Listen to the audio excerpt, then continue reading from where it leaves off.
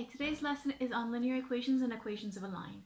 So the equation of a line is going to have this format here, y equals mx plus c, where y and x on a set of axes, you've got the x-axis and the y-axis, and the y and x letters represent the coordinates. Remember, on a graph, we have an x, y coordinate. X first, it goes alphabetical, so across and then up. Remember, you don't climb the stairs and then jump off the building. You go across to the house and then you go up the stairs. So y equals mx plus c is the equation of a line where m is a number and c is a number. And this number has a name. It's not Michael, it's not Maddie. M actually stands for gradient. Don't ask me why they use the letter M, they just do. The gradient. And c stands for the y-intercept.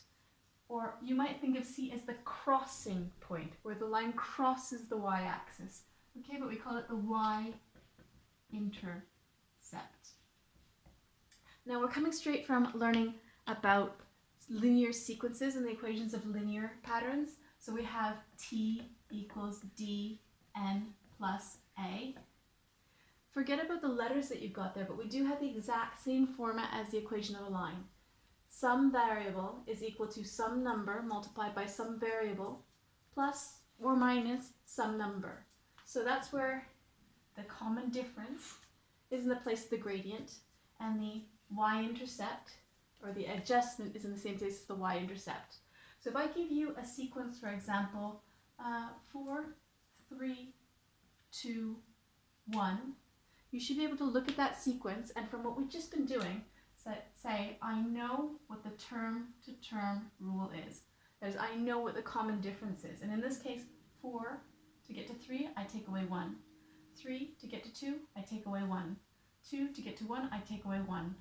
So my common difference, d equals minus 1.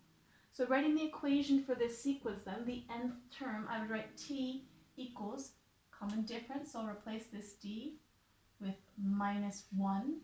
T equals minus 1n. And then I need an adjustment because this is not the minus 1's times table. If I just left it like that, t equals minus 1n, it would be minus 1 times 1, which is not 4. Minus 1 times 2 is not 3. Minus 1 times 3 is not 2. I definitely need to add an adjustment onto that to turn it into 4, 3, 2, 1. So just starting with the first number there, it should be negative 1, but I want it to be 4. So what do I need to add to negative 1 to get to 4? I need to add 5. Okay, so this is minus 1 times 1 is minus 1 plus 5 makes 4.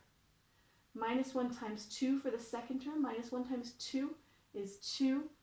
Minus 2 plus the 5 is 3. So this is my rule for this sequence.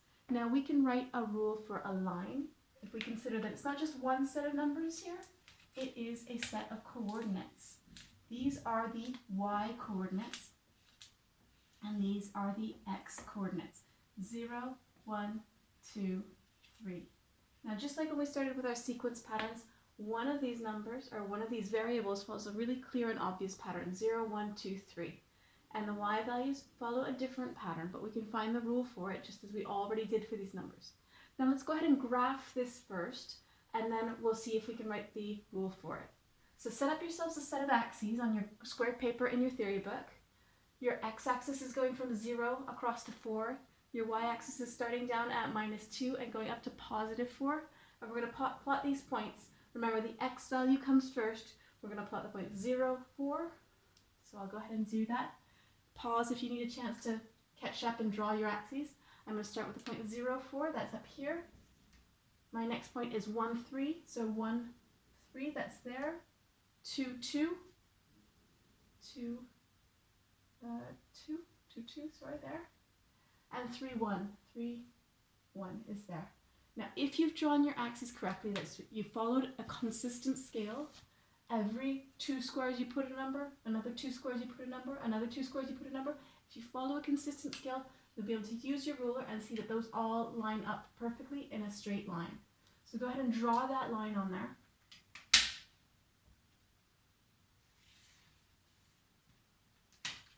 And we're going to find the equation of that line. based on this. These are the coordinates that are on that line, and I can see that they follow the pattern that they're going down by ones. And just like we saw with the equation of the linear sequence or the nth term rule, that was my common difference. Common difference takes the same place as the gradient. As the x value changes, the y value constantly changes by the same amount. So I write y equals minus 1x. Okay? Just like the minus 1's times table, just like our linear sequence. But this is not minus 1 times x. If x is equal to 0, minus 1 times 0 would be 0, and I need it to be equal to 4. So I need to add something to this pattern, to this rule, to make this pattern. Right? If x was 1, negative 1 times 1 would be negative 1, not 3. So think, what do we need to add on to this to make it work? And really, the easiest thing is just to think of that first number then. When x is equal to 0, when this is equal to 0, negative 1 times 0 times anything is going to disappear. Y has got to be equal to what? When x is equal to 0, y has got to be equal to 4. So plus 4. Okay? The y-intercept should be the easiest and clearest thing that you can see on the graph. It's where the graph crosses the y-axis, and it's crossing at 4. So that's the first thing I notice about my graph, and that's the first thing I should know about the equation of the line. It crosses at 4. The more complicated one is the gradient. The gradient tells me the steepness of the line, and when I look over at that line, I see that it's going down, so it's a negative gradient. And every time I go across once to the right, it goes down 1. Across 1 to the right, down 1. That's why I've got a gradient of negative 1. Okay? Now I know this is probably still a little bit confusing, so I'll do one more example to make sure that it's crystal clear. Rubbing this out. And let's go ahead and draw a different line. In fact, let's start with the coordinates first, so we can see a nice pattern in the coordinates, and then you can see the line. So, EG2. Set up my table of values for x and y, and the easiest way to do our table of values is to do 0, 1, 2, 3 for the x values, and I'm going to write a nice easy sequence down here for you. How about negative 2, 2, 6, oh no, we're not going to fit that. Negative 2, 0, 2, 4. Okay? Now that's a nice, hopefully clear pattern to you. You can see that there is a pattern in your y coordinates. Negative 2 to 0 is plus 2, 0 to 2 is plus 2, 2 to 4 is plus 2. I'm always plussing by 2's. My common difference is 2, but what I should see on the graph is the common difference is the same thing as the gradient. When I graph this onto my set of axes, you'll see that as I go across the graph, it'll be going up by 2's. Let's go ahead and plot these points and see if that's the case. So I'll plot the point 0, negative 1. Set up your axes, pause if you need to. 0, negative 2, sorry. 0, negative 2. 1, 0. 2, 2. 3, 4. Okay.